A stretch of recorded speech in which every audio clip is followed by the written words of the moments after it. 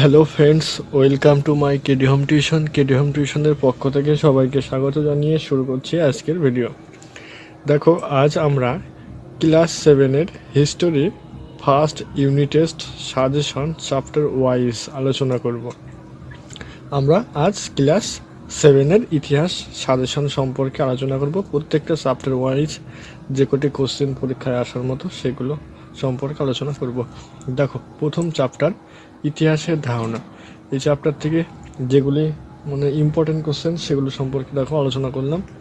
দেখো, এক একটা ইতিহাসের সময় মাপতে কি কি দরকার হয়। উত্তর, ইতিহাসের সময় মাপতে তারিখ, মাস, সাল ইত্যাদি দরকার হয়। দুইটা দেখো, সকলেরই ইতিহাস পড়ার প্রয়োজন আছে কি? হ্যাঁ, সকলের ইতিহাস পড়ার প্রয়োজন আছে। তাও দেখো, ইতিহাসের উপাদান কি? পুরনো দিনের ঘরবাড়ি, মন্দির, মসজিদ, মূর্তি, মুদ্রা, ছবি, লেখা ইতিহাসের উপাদান। তাও দেখো, অনেকে দেশ বলতে কি বোঝেন? বলছে কি, অনেকে দেশ বলতে নিজের আদি বাড়িকে বোঝেন।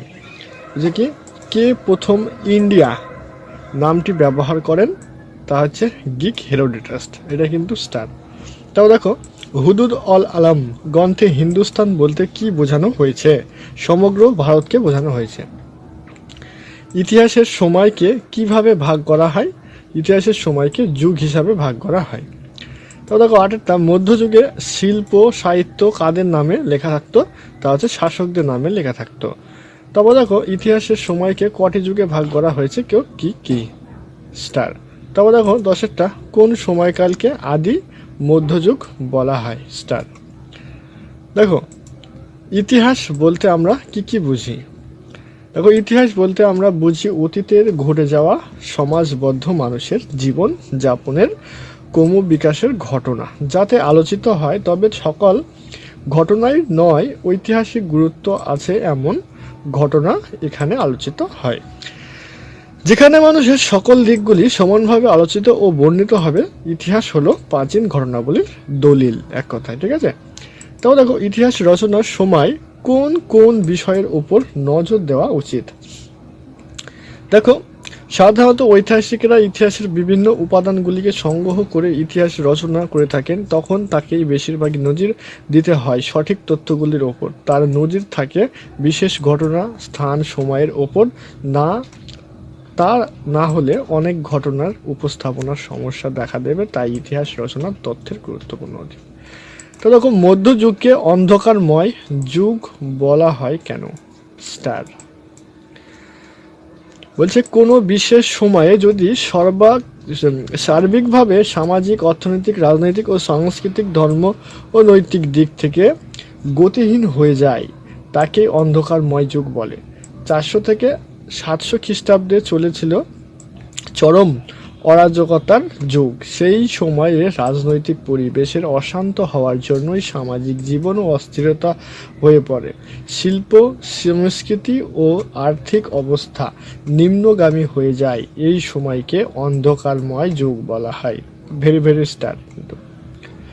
তারপর দেখো, আদি মধ্যযুগ বলতে কি বোঝো? বিভিন্ন ঐতিহাসিকদের ধারণায় প্রাচীন যুগের শেষ দিকে ও মধ্যযুগের সূচনা লগ্নের প্রথম দিকে মধ্যযুগ নামে পরিচিত। ভারতের মধ্যযুগে আদি মধ্যযুগ ও অন্ত মধ্যযুগ ভাগ করা হয়। আদি মধ্যযুগ হিসাবে ঐতিহাসিকরা 600 থেকে 1206 খ্রিস্টাব্দে পর্যন্ত সময়কালকে চিহ্নিত করেছেন এবং মধ্যযুগ হিসাবে 1206 থেকে 1757 খ্রিস্টাব্দে পর্যন্ত সময়কালকে চিহ্নিত করেছেন। অনেকে আবার ঔরঙ্গজেবের মৃত্যু 1707 খ্রিস্টাব্দ পর্যন্ত মধ্যযুগ হিসাবে উল্লেখ করেছেন। তারপর দেখো, যে ইতিহাসের যুগ বলতে কি বোঝায় আলোচনা করো। স্টার। সময় পরিবর্তনের সঙ্গে সঙ্গে মানব সমাজ ও সভ্যতার পরিবর্তন হয়। এই পরিবর্তন হঠাৎ ঘটেনি, এর গতি অত্যন্ত ধীরে, যা সাধারণভাবে বোঝা যায় না। বহুদিন ধরে পরিবর্তনের মধ্য দিয়ে চলার পর পরবর্তী পর্যায়ে গিয়ে আমূল পরিবর্তনের লক্ষ্য করা যায়। এই পরিবর্তনের সমাজে রাজনীতি, অর্থনীতি, সংস্কৃতি সবই বদলে যায়। এইভাবে আসে যুগের পরিবর্তন, আগমন হয় নতুন যুগের। মানব সভ্যতার দীর্ঘকাল ধরে রূপান্তর। এই পরিবর্তনকে ঐতিহাসিকগণ এক এক একটি যুগ বলে অভিহিত করেছেন। এইভাবেই নির্ধারিত হয় প্রাচীন প্রস্তর যুগ, মধ্য প্রস্তর যুগ আর নতুন প্রস্তর যুগ। আবার বিবর্তনের মধ্যেই আসতে থাকে প্রাচীন যুগ, মধ্যযুগ, আধুনিক যুগ। তবে এই ক্ষেত্রে একটি কথা সকলের মনে রাখা দরকার যে পৃথিবীর সকল স্থানেই বা দেশে একই সময়ে যুগ বিভাগ ঘটেনি। বিভিন্ন দেশে বা স্থানে একই বা এর সময়কাল বিভিন্ন চিত্রিত বা বিচিত্র। তারপর দেখো হিন্দুস্তান, ইন্ডিয়া নামগুলি কিভাবে এসেছিল। তবে খ্রিস্টপূর্ব ষষ্ঠ পঞ্চম শতকে গ্রিক ঐতিহাসিক হেরোডোটাস ইন্ডিয়া নামটি প্রথম ব্যবহার করেছিলেন বলে জানা যায়। তিনি ভারতবর্ষে আসেননি, পার্সিক লেখাপত্র থেকে তিনি এদেশে সম্পর্কে জানতে পেরেছিলেন বলে মনে করা হয়। উত্তর পশ্চিম ভারতের সিন্ধু নদীর বদ্বীপ এলাকা অল্প সময়ের জন্য পার্সিক সাম্রাজ্যের অন্তর্ভুক্ত হয়েছিল। তখন এই অঞ্চলের নাম ছিল হিদুস। ইরানি ভাষায় স এর উচ্চারণ না থাকার বদলে হয়ে গিয়েছিল হ। আবার গ্রিক ভাষায় হ উচ্চারণ হয় না, তার বিকল্প হয়েছিল হস্যাই। অতএব যা ছিল সিন্ধু তার গ্রিক বিবর্তনের বদলে হয়ে গেল ইন্ডিয়া, এরকম ধারণা করা হয়। কিন্তু তখনকার ইন্ডিয়া ও পরবর্তীকালের ইন্ডিয়ার মধ্যে বেশ পার্থক্য ছিল। উত্তর হিমালয় ও দক্ষিণে সমুদ্র, এই প্রধান দুই সীমানা সম্বন্ধে গ্রিক লেখকরা যথেষ্ট সচেতন ছিলেন। তবে দেখো বিদেশি সূত্রগুলি আর একটি নাম পাওয়া যায়, তা হচ্ছে হিন্দুস্তান। আরবি ও ফরাসি ভাষায় বারবার হিন্দুস্তান নামের কথাটি এসেছে।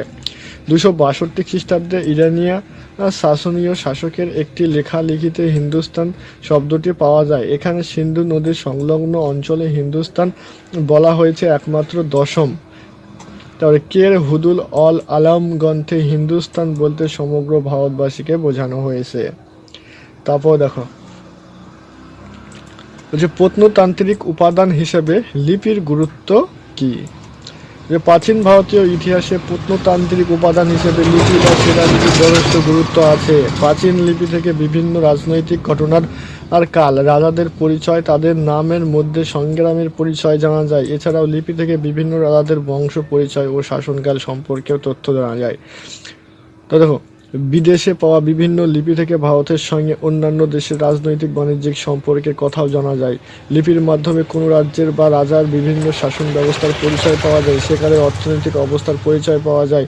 লিপি থেকে বিভিন্ন যুগের ধর্মবিশ্বাসের কথা জানা যায়, যেমন অশোকের ধর্মলিপি থেকে বৌদ্ধ ধর্মের বিভিন্ন তথ্য পাওয়া যায়। এছাড়াও লিপি চর্চা করলে সেগুলো ব্যবহৃত নানা ভাষার পরিচয় পাওয়া যায়, তা থেকে সেকালের পরিচালিত ভাষা কী ছিল তার হদিশ পাওয়া যায়। দেখো আমাদের পরের চ্যাপ্টার ভারতের রাজনৈতিক ইতিহাসের কয়েকটি ধারা, খ্রিস্টপূর্ব সপ্ত থেকে দ্বাদশ। এটা আমাদের দ্বিতীয় চ্যাপ্টার। ওকে, দেখো দ্বিতীয় চ্যাপ্টার নিচের প্রশ্নগুলির উত্তর লেখো। 4-5টি শব্দ বা এক বা একাধিক বাক্যে লিখতে পারো। এটা একবারে সহজ শর্ট কোশ্চেন, তোমাদের যেগুলো 1 নম্বরের হয় সেরকম। দেখো প্রথম কোশ্চেন 1, রামচরিত্র কার লেখা? সন্ধ্যাকর নন্দী। তা 2-টা দেখো, কবে কাদের মধ্যে তরাইনের দ্বিতীয় যুদ্ধ হয়েছিল? কবে বলছে? তরাইনের দ্বিতীয় যুদ্ধ হয় 1992 খ্রিস্টাব্দে। উত্তর ভারতের রাজপুত প্রধান পৃথ্বীরাজ চৌহান আর মোহাম্মদ ঘুরির মধ্যে হয়। তারপর দেখো কে কবে ভারতে সুলতানি শাসন প্রতিষ্ঠা করেছিলেন? দাদা কুতুবউদ্দিন আইবক সুলতানি শাসন করেছিলেন কত সালে? 1208 খ্রিস্টাব্দে। তিনি সুলতানি উপাধি গ্রহণ করেন। তার সিংহাসনের ফলে দিল্লিতে স্বাধীন সুলতানি প্রতিষ্ঠা হয়। ওকে, তারপর দেখো ভারতের ইতিহাসে 1192 খ্রিস্টাব্দ কেন গুরুত্বপূর্ণ? কারণ তরাইনের দ্বিতীয় যুদ্ধ 1192 খ্রিস্টাব্দে হয়েছিল। তারপর দেখো ভারতের ইতিহাসে 1206 খ্রিস্টাব্দে গুরুত্বপূর্ণ ছিল। দেখো ভেস্টার। তারপর দেখো এটা তোমাদের হোমওয়ার্ক, তোমরা এটা একা একা ট্রাই করো, যে পারবে না সে কমেন্টে জানায়। দেখো পয়টা, কোন 3টি নদী দিয়ে প্রাচীন বাংলার সীমানা তৈরি হয়েছে? ভাগীরথী, পদ্মা, মেঘনা। ওকে, তা দেখো কে গঙ্গাইকণ্ড চোল উপাধি নিয়েছিলেন? তা হচ্ছে চোল শাসক প্রথম রাজেন্দ্র গঙ্গচোল উপাধি নিয়েছিলেন। তাহলে খলিফা শব্দের অর্থ কি? খলিফা শব্দের অর্থ হচ্ছে অর্থ, উত্তরাধিকারী, প্রতিনিধিত্বকারী, যে কোনো একটা। তারপর দেখো আবুল ফজলের রচয়িতা হচ্ছে আইনে আকবরী। পূর্ব পাকিস্তান কবে স্বাধীন হয়? 1971 সালে। ভাগীরথী ও করতোয়া নদীর মধ্যে এলাকার নাম হচ্ছে বরেন্দ্র। বঙ্গাল কোন অঞ্চলকে বলা হতো? তা হচ্ছে বঙ্গোপসাগর উপকূলকে। কন্নড় সুবর্ণ স্থানীয় ভাষা কি নামে পরিচিত ছিল? তা হচ্ছে কাঞ্চনা। রাজা শশাঙ্ক কোন ধর্মে বিশ্বাসী ছিলেন? তা হচ্ছে শৈব ধর্মে। তো দেখো পাল রাজবংশের প্রতিষ্ঠাতা হচ্ছে গোপাল, আর হলো পাল রাজবংশের শ্রেষ্ঠ রাজা হচ্ছে গোপাল। পাল রাজবংশের শ্রেষ্ঠ রাজা গোপাল, পাল রাজবংশের প্রতিষ্ঠাতা গোপাল।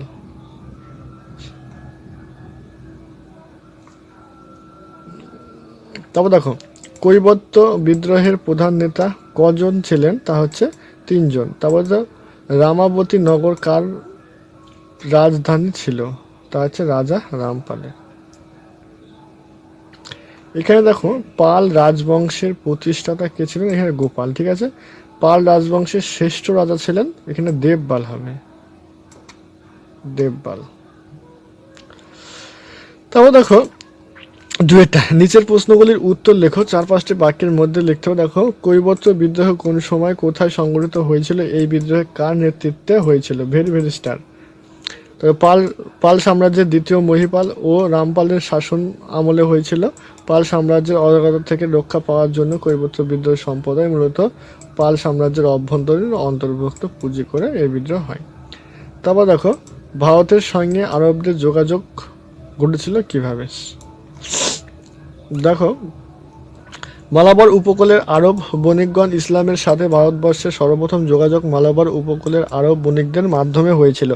আরবে ইসলামের প্রচলন হওয়ায় দীর্ঘকাল আগে থেকে তার ব্যবসায়ী হিসাবে দক্ষিণ ভারতের মালাবার উপকূলে আসত। প্রথম আরবীয় মুসলমান সপ্তম শতাব্দীর শেষ অংশে ভারতীয় উপকূলে শহরগুলিতে বসতি স্থাপন করেছিলেন। তবে সুলতান মাহমুদ 17 বার ভারত আক্রমণ করার পিছনে প্রকৃত কারণ কি ছিল বলে তোমার মনে হয়, ভেরি ভেরি স্টার। তারপর ধর্মীয় কারণ ছিল আর একটা রাজনৈতিক কারণ ছিল, ঠিক আছে। ধর্মীয় কারণ দেখো সুলতান মাহমুদ একজন মুসলিম শাসক ছিলেন, তিনি ভারতের হিন্দু রাজ্যগুলিকে পরাজিত করে ইসলাম ধর্ম প্রচার করতে চেয়েছিলেন। বিশ্বাস করতেন তিনি ভারতকে ইসলামী স্বাধীন আনলে এটি একটি উন্নত সমৃদ্ধ সমাজ হবে। তাহলে অর্থনৈতিক কারণ, ভারতে ছিল একটি সমৃদ্ধ দেশ, সুলতান মাহমুদ এই সম্পদ লুণ্ঠন করতে চেয়েছেন। তিনি ভারতের থেকে প্রচুর পরিমাণে ধন সম্পদ, শিল্পকর্ম ও অন্যান্য মূল্যবান জিনিসপত্র লুট করেছিলেন। এটি তার সমাজের অর্থনৈতিক শক্তিশালী সাহায্য করেছে।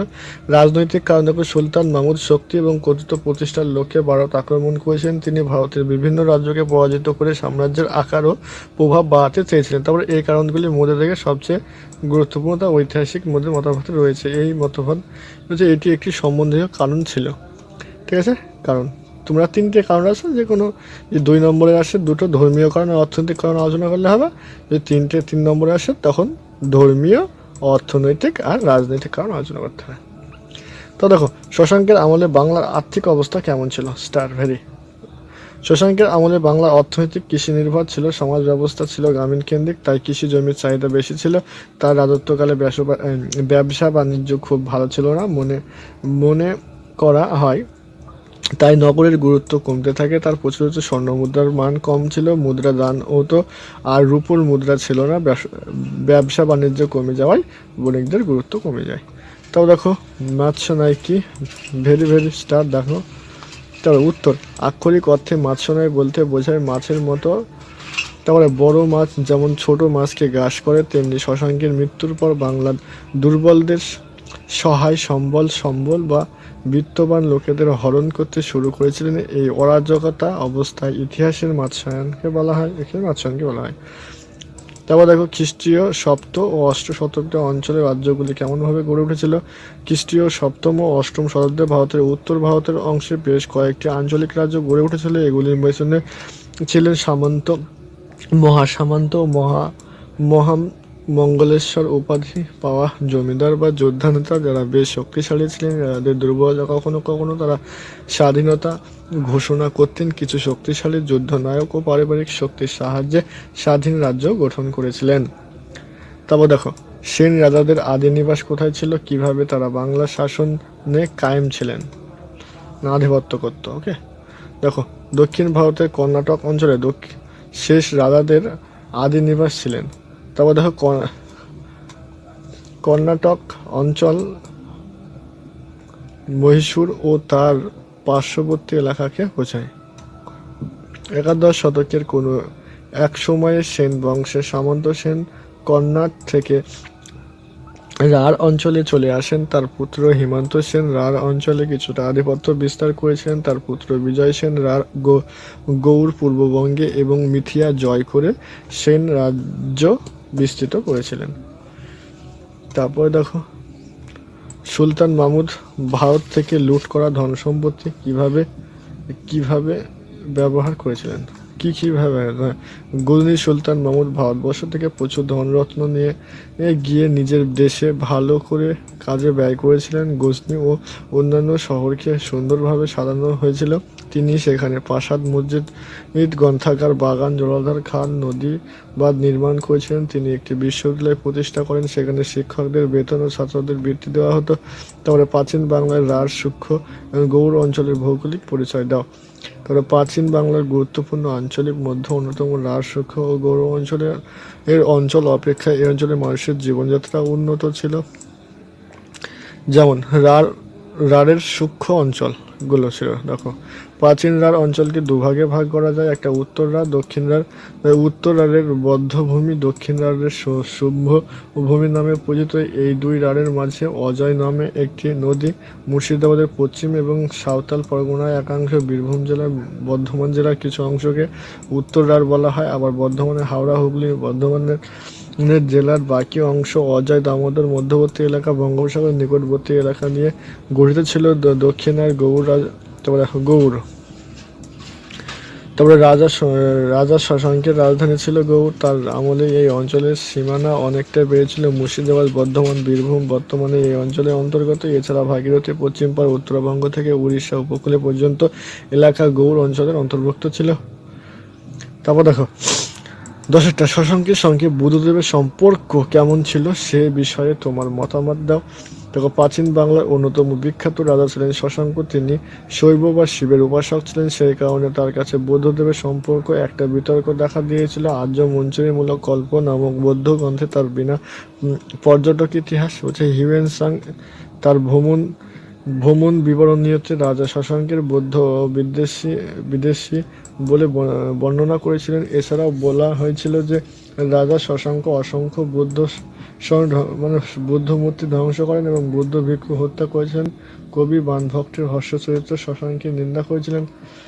আবার শশাঙ্কের শাসনকালে কিছু পরে চীনা পরিবারজন হিউয়েন আসেন শশাঙ্কের রাজধানীতে। সেখানে তিনি দেখেন বুদ্ধবিহারের যথেষ্ট সমৃদ্ধ উন্নতি। তাই এইসব দেখে বলা যায় যে শশাঙ্কের মতো মহান রাজা বুদ্ধ বিদ্বেষী ছিলেন না। যদি থাকতেন তাহলে তার আমলে বুদ্ধদেবের প্রতিপত্ত বজায় থাকতো। তাই বলা যায় যে অনেকে শশাঙ্কের বিরুদ্ধে কথা বলেছিলেন, কারণ সেখানে লেখক শশাঙ্কের প্রতি বিদ্বেষ মুক্ত ছিলেন না। মানে তারপরে দেখো ভেরি কোশ্চেন, ইম্পর্টেন্ট কোশ্চেন। ত্রিশক্তি সংগ্রামে কাদের মধ্যে হয়েছিল? এই সংগ্রামের মূল কারণ কি ছিল? এটা ভেরি স্টার। কিন্তু দেখো কনৌজের উপর আধিপত্য লাভের উদ্দেশ্য পাল, গুর্জ, প্রতিহার ও রাষ্ট্রকূট বংশের মধ্যে ত্রিশক্তি সংগ্রাম চলেছিল প্রায় 200 বছর ধরে। হর্ষবর্ধনের আমল থেকে কনৌজ রাজনৈতিক কেন্দ্রবিন্দু হিসেবে গুরুত্বপূর্ণ লাভ করেছেন। কনৌজ অবস্থানগত সুবিধার জন্য রাজনৈতিকভাবে নানা সুযোগ সুবিধা পাওয়া যাচ্ছে। এর ফলে কনৌজ দখলের পর পাল, গুর্জর, প্রতিহার ও রাষ্ট্রকূট বংশের রাজাদের মধ্যে প্রতিদ্বন্দ্বিতার সৃষ্টি হয়েছিল, কারণ তখন এই ধারণা ছিল যে কনৌজের ওপর নিয়ন্ত্রিত করতে পারবে, সেই গাঙ্গেয় উপত্যকার ওপর আধিপত্য বিস্তার করতে পারবে। তারপরে এই অঞ্চলে নদীভিত্তিক বাণিজ্যিক ও খনিজ দ্রব্য ছিল। আর্থিক দিক থেকে লোভনীয়। এই রাজনৈতিক ও অর্থনৈতিক গুরুত্বের কথা মাথায় রেখে পাল, গুর্জ, প্রতিহার এবং রাষ্ট্রকূট রাজবংশের ব্যক্তিদের সংগ্রামে লিপ্ত হয়েছিল, কারণ কনৌজ অধিকার স্থাপনে এদের নিকট মর্যাদার লড়াই হিসেবে গণ্য হয়েছিল। দীর্ঘ 200 বছর সংগ্রামে তিনি শক্তি একেবারে শেষ হয়ে যায়। তো দেখো ভালো করে দেখো, এর মধ্যে পাল ও সেন শাসনের সংক্ষিপ্ত তুলনা আছে। দেখো পাল বংশের শেষ শাসক ছিলেন গোপাল, ধর্মপাল, দেবপাল, প্রথম মহিপাল, রামপাল। সেন বংশের রাজা ছিলেন বল্লাল সেন ও লক্ষণ সেন। 2 পাল রাজারা 750 খ্রিস্টাব্দ থেকে 1200 শাসন করেছিলেন। এত সাল পর্যন্ত সেন রাজারা 11 শতক থেকে 13 শতাব্দ শাসন করেছেন। 3 গোপাল বংশের প্রতিষ্ঠাতা করেছিলেন গোপাল, আর সেন বংশের প্রতিষ্ঠাতা ছিলেন সামন্ত সেন। সেন বংশের প্রতিষ্ঠাতা সামন্ত সেন। পাল বংশের সর্বশেষ রাজা ছিলেন ধর্মপাল, আর সেন বংশের বল্লাল সেন। তবে দেখো পাল-রাজাদের আদি বাসস্থান ছিলেন বরেন্দ্রী ভূমি, আর তারা পূর্ব ভারতের শাসন ছিলেন। অপরপক্ষে সেন রাজারা ছিলেন কর্ণাট অঞ্চলের বাংলার শাসক ছিলেন। পাল রাজারা প্রায় 400 বছর রাজত্ব করেছিলেন এবং সেন দেখো অপরপক্ষে সেনরা 200 বছর রাজত্ব করেছিলেন। এরা শৈব ও বৈরব ধর্মের উপাসক ছিলেন। পাল যুগের পৃষ্ঠপোষকতা বৌদ্ধ ধর্মের বিকাশ হয়েছিল, সেন যুগের পৃষ্ঠপোষকতা বৌদ্ধদেবের হিনবল হয়েছিল। তারপর দেখো পাল যুগের শাসন ত্রিশক্তি সংগ্রাম, বৌদ্ধধর্মের বিকাশ, শিক্ষা, শিল্প, স্থাপত্য বিকাশ, কৈবর্ত বিদ্রোহ হয়েছিল। অন্যদিকে সেন যুগের কর্ম ব্যবস্থার কড়াকড়ি ও তুর্কি আক্রমণ ঘটেছিল। এবার দক্ষিণ ভারতের ঢোল শক্তির উত্থানের পটভূমি বিশ্লেষণ করো, কোন কোন অঞ্চলে চোল রাজ্যের অন্তর্গত ছিল। তাও দেখো পাল রাজবংশের দুর্বলতার সুযোগ নিয়ে চোল রাজবংশ রাজ্য বিস্তারে মনোযোগী হয়। তাদের সাম্রাজ্য গড়ে উঠে কাবেরী ও তার শাখা নদী বদ্বীপ অঞ্চল, সেখানকার রাজাকে পরাজিত করে চোল রাজা বিজয়নাথ চোল রাজ্য প্রতিষ্ঠা করেন। তাদের রাজধানী তাঞ্জোর, বর্তমানে কেরালা, তামিলনাড়ু ও কর্ণাটক জুড়ে তাদের সাম্রাজ্য বিস্তৃত ছিল। গঙ্গার উপকূলীয় অঞ্চলে তারা রাজ্যভুক্ত করেছিলেন। চোল রাজাদের নৌবাহিনী দক্ষতার আন্দামান নিকোবর দ্বীপপুঞ্জ ও প্রভৃতির দখলে আসে। দক্ষিণের পাণ্ডব, উত্তরের পল্লব, বর্তমানে কেরল, নারায়ণনাড়ু, কর্ণাটক রাজ্যের সাম্রাজ্য বিস্তার লাভ করেছিলেন। তারপর দেখো ইসলাম ধর্মের প্রচারের আগে আবার দেশের সংক্ষিপ্ত পরিচয় দাও। ইসলাম ধর্মের প্রচার আবার আরব দেশে কি বদল এনেছিল। তো ভারতের পশ্চিমবঙ্গের আরব সাগরের অপর পারে এশিয়ার পশ্চিম ভাগে আরব উপদ্বীপে অবস্থিত। এই অঞ্চলে শুষ্ক মরু অঞ্চল পায়। এখানে বৃষ্টিপাত খুব সামান্য। এখানকার উল্লেখযোগ্য গুরুত্বপূর্ণ শহর ছিল মক্কা ও মদিনা। এখানকার আদিবাসীরা ছিল যাযাবর, যাদের বেদুইন বলা হতো। তারা উট পালন করত আর খাদ্যের জন্য উটের দুধ খেত। তারপর দেখো এটা ভুল, হ্যাঁ এটা কিন্তু এমনি। এবং খেজুর, এরা নিজেদের আরবীয় বলে পরিচয় দিত। আবার এদের জীবিকা ছিল ব্যবসা। মক্কা শহরের বাণিজ্যিক সংগমস্থলে অবস্থিত হওয়ার জন্য এরা দখলদারি নিয়ে আরব উপজাতির মধ্যে সংঘর্ষ লেগেই থাকতো। ইসলাম ধর্মের প্রচারের ফলে আরব বণিকরা ব্যবসা বাণিজ্যের জন্য ভারতের পশ্চিম উপকূলে আসতে লাগলো। সিন্ধু মোহনায় ও উপকূলীয় অঞ্চলে আরবের মুসলিম বণিকদের বসতি স্থাপন শুরু করেছিল। এতে উভয় দেশের ব্যবসা বাণিজ্য যথেষ্ট লাভ হতো। এখানে তখন হিন্দু জৈন মুসলিম বণিকদের ব্যবসা বাণিজ্য ধর্মীয় সহিষ্ণুতার নিদর্শন দেখা দিয়েছিল। আরবীয় ভাষায় ভারতীয় সংস্কৃত গ্রন্থটির অনুবাদ হয়েছিল। তারপর দেখো মনে করি তুমি রাজা শশাঙ্কের আমলে একজন পর্যটক। তুমি তাম্রলিপ্ত থেকে কর্ণসুবর্ণ যাচ্ছ। তুমি পথে তুমি কোন কোন অঞ্চলে দেখতে পারো। কর্ণসুবর্ণ গিয়ে তুমি কি দেখবে।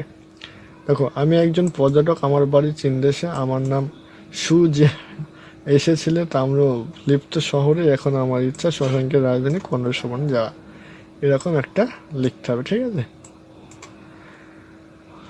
তারপর দেখো বঙ্গ থেকে পশ্চিমবঙ্গের নাম কিভাবে হলো। ঋগ্বেদে আরণ্যকে এই প্রথম বঙ্গ নামটি পাওয়া যায়। প্রাচীন বাংলায় বঙ্গ ছিল একটি বিভাগ। মহাভারতে কৌটিল্যের অস্ত্রশস্ত্র, কালিদাসের রঘুবংশম কাব্যে নামের উল্লেখযোগ্য আছে। ঐতিহাসিক মিনহাজ ই সিরাজ ই লেখতা বঙ্গ নাম আছে। আবুল ফজলের সুবা বাংলা নামে অভিভূত করেছেন। ইউরোপীয় ভ্রমণ কাহিনীর নাম দিয়েছিলেন বেঙ্গালা। 1947 খ্রিস্টাব্দে দেশভাগের সময় বাংলার পশ্চিম ভাগের নাম ছিল পশ্চিমবঙ্গ দেওয়া হয়। তারপর দেখো প্রাচীন ইতিহাসের সময়টাকে বাংলার সীমান্তবর্তী এলাকা বলা হয় কারণ কি। প্রাচীন সম্পদ ছিল মেঘনা নদীর পূর্ব ও দিকের অঞ্চল। বর্তমানে বাংলাদেশের কুমিল্লা নোয়াখালী অঞ্চলের সমভূমিকে কেন্দ্র করে প্রাচীন সমতট অঞ্চল বিস্তৃত। তারপরে সমতটকে বাংলার বাকি অংশ থেকে আলাদা করেছে মেঘনা নদী। এই সকল কারণে সমতটকে প্রাচীন ভারতের বাংলার সীমান্তবর্তী এলাকা বলা হতো। তারপর এটা কিন্তু স্টার। বল্লাল সেন ও লক্ষণ সেনের শাসনকালের সংক্ষিপ্ত পরিচয় দাও। স্টার। বল্লাল সেন বংশের শ্রেষ্ঠ রাজা ছিলেন বল্লাল সেন। আনুমানিক 1159 খ্রিস্টাব্দে পাল রাজা গোবিন্দ পালকে পরাস্ত করেন। পাল রাজ্যের প্রায় অবসান ঘটেন। বল্লাল সেন সমাজ সংস্কারক এবং রক্ষণশীল গোড়া ব্রাহ্মণ আচার আচরণকে প্রতিষ্ঠা করেছেন। তিনি বাংলার মোটামুটি একটি দৃঢ় শাসন ব্যবস্থা প্রতিষ্ঠা করতে পেরেছিলেন। বল্লাল সেনের ছেলে লক্ষণ সেন প্রয়াগ বারাণসী পুরীতে তার ক্ষমতা প্রতিষ্ঠিত করতে পেরেছিলেন। রাজা লক্ষণ সেনের রাজধানী ছিল পূর্বের বিক্রমপুরে। লক্ষণাবতী ছিল ওই আমলের আরেকটি গুরুত্বপূর্ণ শহর। 1204 থেকে 1205 খ্রিস্টাব্দে তুর্কির আক্রমণ ঘটলে বাংলার সেন শাসনের কার্যত অবসান ঘটেছিল। বল্লাল সেন ও লক্ষণ সেনের অল্পদিন শাসন করলেও তাদের আমলে বাংলার ও তার পার্শ্ববর্তী অঞ্চলগুলিতে একটি স্থায়ী স্থাপনের স্থাপ পড়েছিল, কিন্তু বিদেশি আক্রমণের ফলে এই ব্যবস্থা বিনষ্ট হয়। এবার দেখো আমাদের সর্বশেষ চ্যাপ্টার 3 নম্বর, ভারতের সমাজ, অর্থনীতি ও সংস্কৃতির কয়েকটি ধারা, সপ্তম থেকে দ্বাদশ। দেখো 1 নম্বর 5টি শব্দ দেখো। 1, ব্রহ্মদেয় কি? উত্তর, প্রাচীন ভারতের রাজা বা ধনী ব্যক্তিরা নিজেদের পূর্ণ অর্জনের জন্য ব্রাহ্মণ বা বিভিন্ন ধর্মীয় প্রতিষ্ঠানকে নিষ্কর জমি দান করতেন, যা ব্রহ্মদেয় ব্যবস্থা নামে পরিচিত। 2, ম্যানার ব্যবস্থা কি? প্রত্যেকটা কিন্তু কোশ্চেন কিন্তু গুরুত্ব, দেখেন স্টার দেওয়া নেই মানে যে স্টার না স্টার, হ্যাঁ, প্রত্যেকটা কোশ্চেন কিন্তু গুরুত্ব।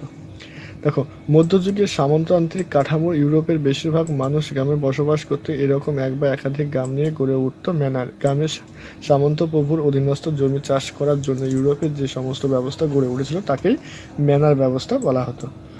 তো 2, নাইট কাদের বলা হতো? নাইট হলেন কোনো শাসক বা দেশের জন্য তাদের কাজের স্বীকৃতি হিসেবে বিশেষ করে সাময়িক কাজের জন্য সেই শাসক বা অন্যান্য রাজনৈতিক নেতা কর্তৃক ও সম্মানসূচক উপাধিপ্রাপ্ত ব্যক্তিকেই বলা হতো। ঠিক আছে, তারপর দেখো পূর্ব পাকিস্তান কবে স্বাধীন হয়? তা হচ্ছে 1971 খ্রিস্টাব্দে। ভাগীরথী ও করতোয়া নদীর মধ্যে এলাকার নাম হচ্ছে বরেন্দ্র। তারপরে বঙ্গাল কোন অঞ্চলে বলা হতো? বঙ্গোপসাগর উপকূলকে।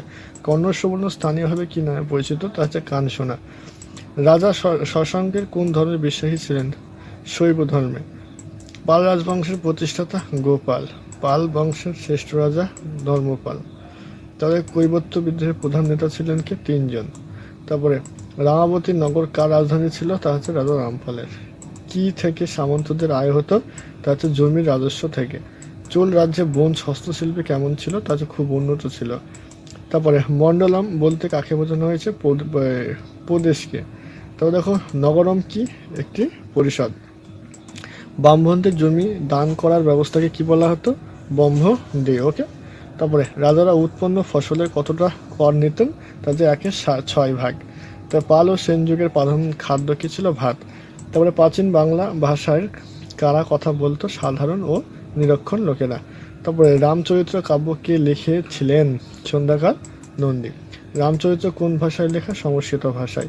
লুইপাদ, সাইপাদ প্রমুখকে কি বলা হতো? সিদ্ধ আচার্য। হ্যাঁ, তাদের চর্যাপদকে উদ্ধার করেছিলেন তা আচার্য হরপ্রসাদ শাস্ত্রী।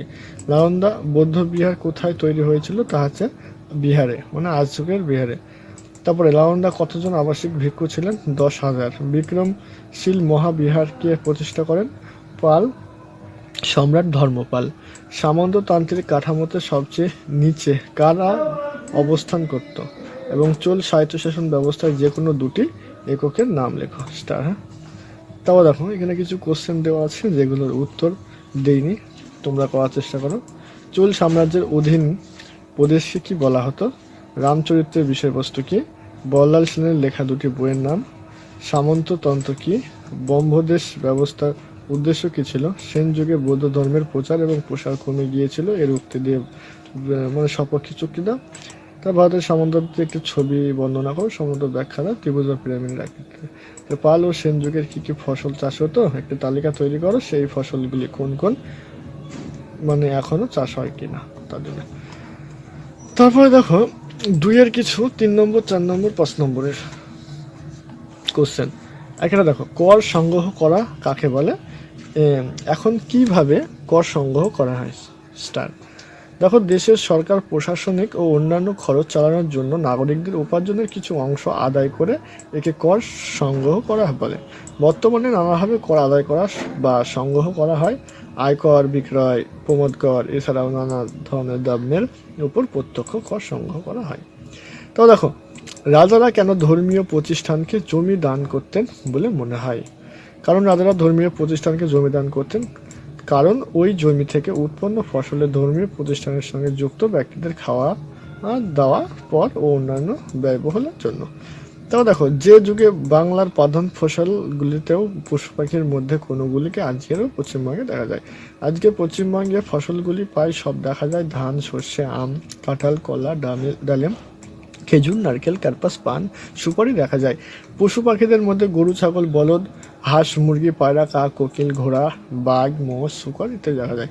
তাও দেখো, বৌদ্ধ বিহারগুলির মতো পড়াশোনার কেন্দ্রে আজকাল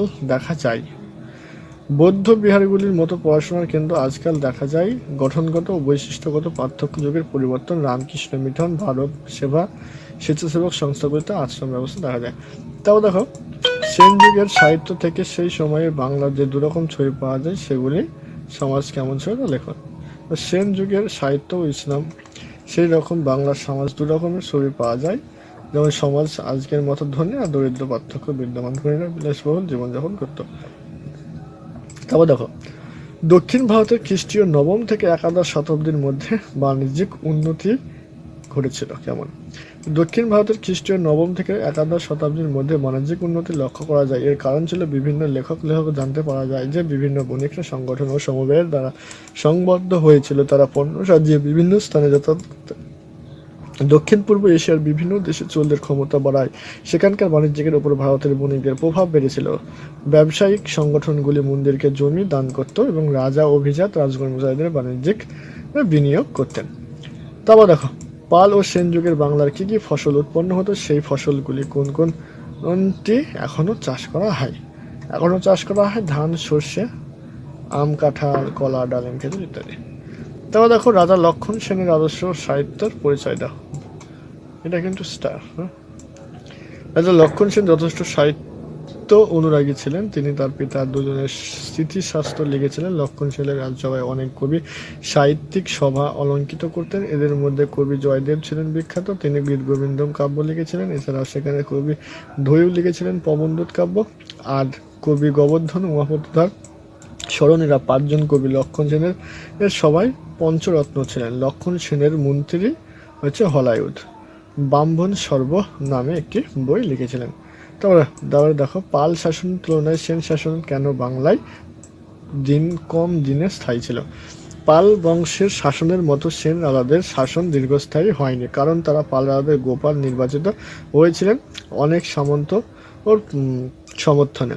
ফলে তারা পিছনে ভালো জনসমর্থে ছিল। পাল শাসকরা যেভাবে সমাজে নিজেদের অন্তর্ভুক্ত করেছিলেন সেই রাজারা তা পারেননি।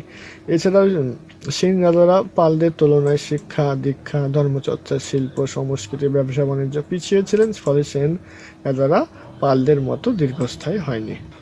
দেখো পরেরটা, ভারতের সামন্ত ব্যবস্থার ছবি আঁকতে গেলে কেন তা একখানা ত্রিভুজের মতো দেখায়। এই ব্যবস্থা সামন্ত কিভাবে জীবিকা নির্বাহ করত।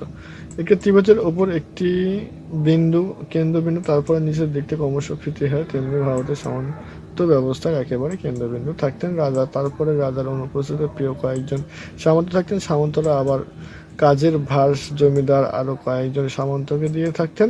এইসব ছোট জমিদার তাদের জমিদার জনগণের মধ্যে ভাগ করে দিতেন। তাই সামন্তদের ছবিটা ত্রিভুজের মতো। রাষ্ট্রের সমস্ত জমি মালিক ছিলেন রাজা। দান হিসাবে, পারিশ্রমিক হিসাবে বিভিন্ন কর্মচারীদের সামন্তদের রাজা শর্ত সাপেক্ষে জমি দান করতেন। সামন্তরা নিজে কেউ জমিতে পরিশ্রম করতেন না, তারা জনগণকে সেই জমি দান করে তাদের কাছ থেকে রাজস্ব আদায় করতেন।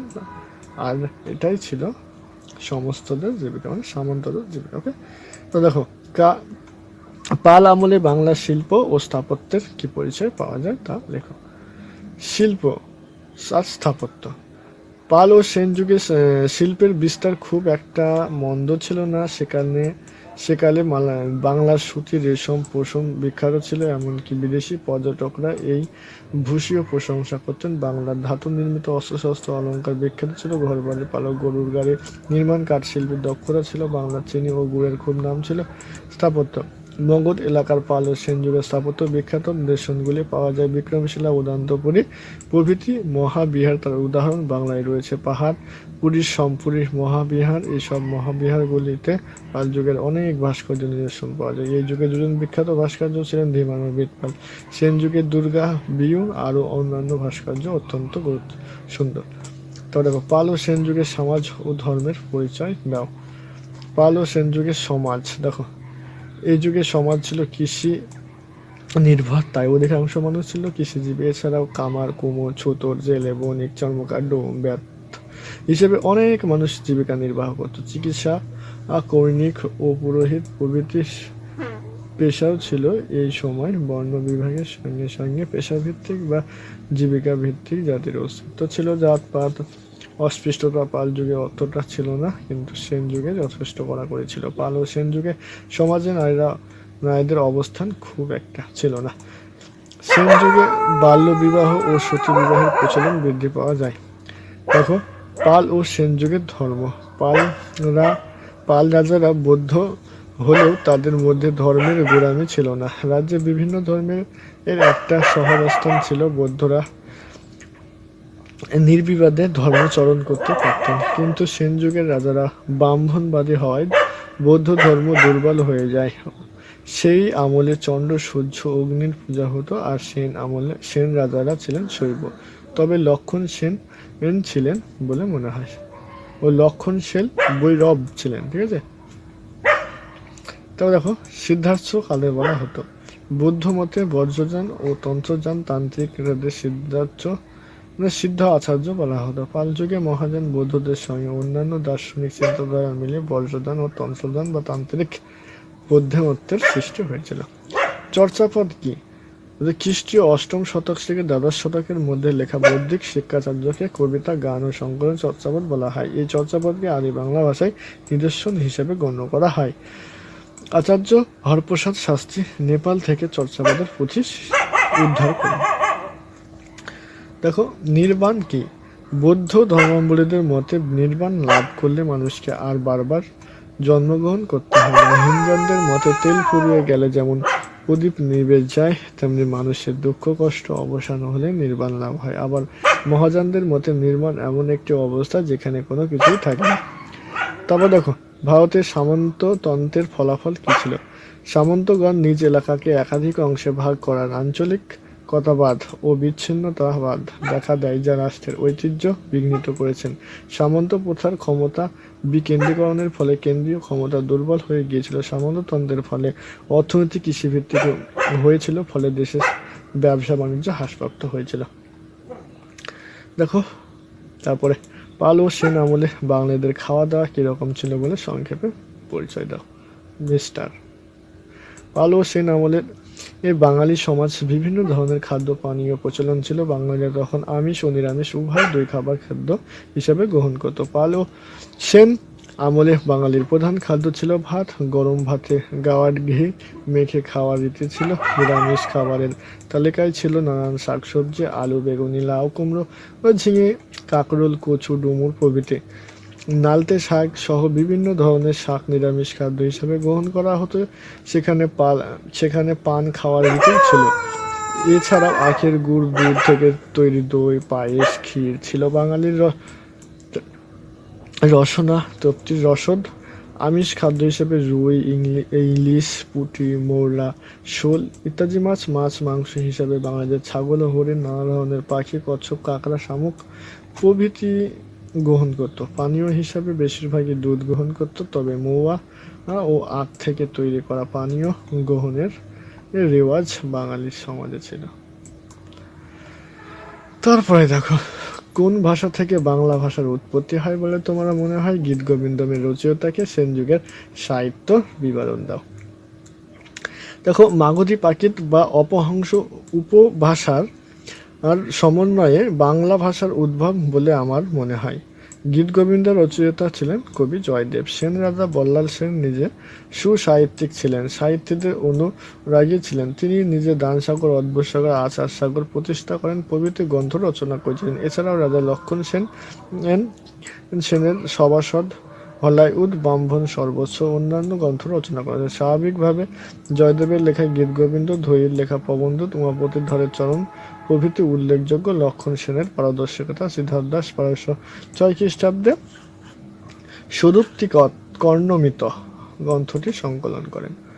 তারপর দেখো, পাল সেন যুগে কেমন ভাবে কর আদায় করা হতো? তারপরে রামচরিত্র কাব্যগ্রন্থে কি জানা যায়? স্টার। সেন রাজারা কি সাহিত্যের পৃষ্ঠপোষকতা ছিল? স্টার। এই কটা কোশ্চেন তোমরা নিজে নিজে করার চেষ্টা করো। আমাদের ভিডিও আজ এখানেই শেষ হচ্ছে। আমাদের ভিডিওটি কেমন হলো তোমরা অবশ্যই কমেন্ট করে জানাও। এরকম ভিডিও পেতে আমাদের চ্যানেলটিকে সাবস্ক্রাইব করো। আমরা প্রত্যেকটা চ্যাপ্টার ওয়াইজ প্রত্যেকটা সাজেশন সম্পর্কে আলোচনা করব। আজকের ভিডিও আমরা এখানেই শেষ করছি। Good bye. অনেক রাত হলো। বাই।